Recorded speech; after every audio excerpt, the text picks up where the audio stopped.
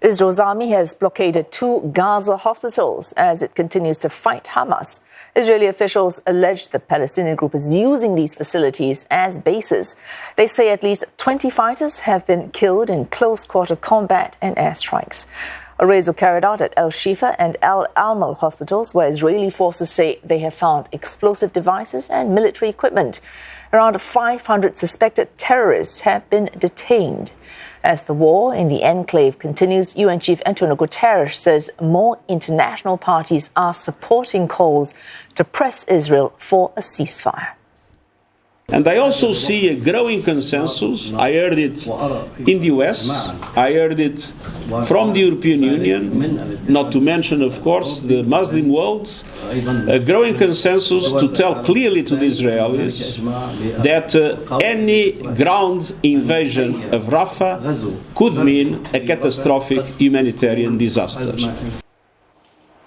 The UN Security Council is scheduled to vote tonight on a new draft resolution seeking an immediate end to fighting. The draft was put forward by non-permanent members of the Security Council.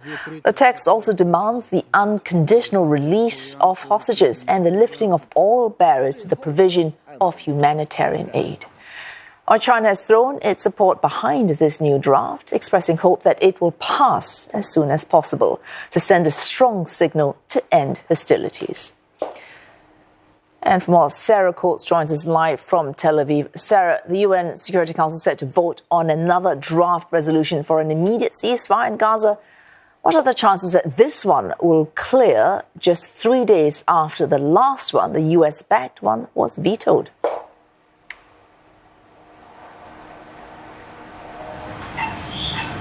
A number of scenarios could play out here. The United States could abstain, potentially leaving the door open for this to pass. It could also veto this potential resolution, given that both Russia and China did so to its draft resolution last Friday, and also given the fact that there is now this deal on the table for a hostage and ceasefire, which is now in the hands of Hamas. According to senior US officials, they're worried that if, in fact, this draft resolution does, in fact, pass today, that this could see this potential deal derailed. What we do know about this deal is it would see the release of some 40 Israeli captives in return for some 700 Palestinian prisoners to be set free. 100 of these who have been convicted on life sentences for murdering Israelis. As I mentioned, it is now in the hands of Hamas, but according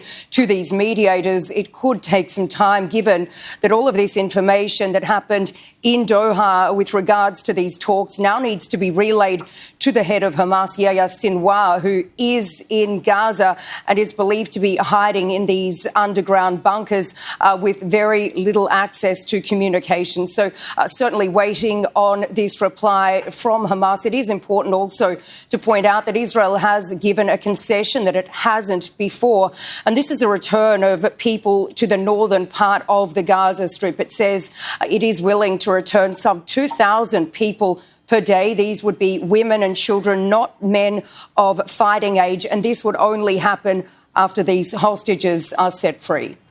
So, of course, humanitarian aid also part of this new resolution.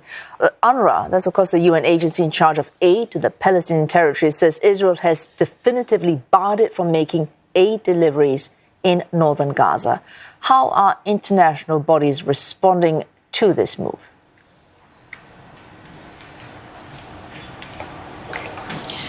They're really reacting with shock and horror. We've heard from the head of the World Health Organization, Tedros Adhanom Ghebreyesus, who says that blocking aid is denying starving people the ability to survive. Well, we've also heard from the head of the United Nations, Antonio Guterres, who says that it is absolutely essential to have a massive supply aid to North Gaza right now, saying that blocking it could lead to a catastrophic humanitarian situation, saying this is completely unacceptable. While the UN's humanitarian office says as famine edges closer, families are forced into dire choices for survival. And just to highlight really the situation, not just in the north, but right across the Strip Yesterday, 103 trucks made it into the Gaza Strip. And just to put that into comparison for you, on a regular day, the smallest number of trucks that would actually go into Gaza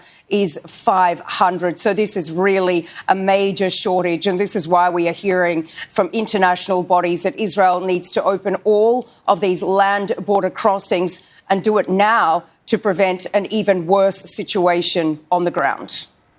Thanks, Sarah Coates, live from Tel Aviv.